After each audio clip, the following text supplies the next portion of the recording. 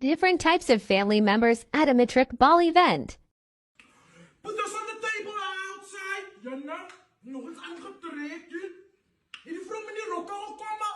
Vasie. Maak ook klaar hier.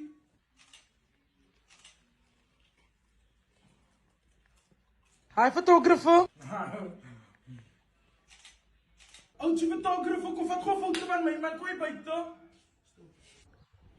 Het my mag 'n bietjie uit is. Intrek gou.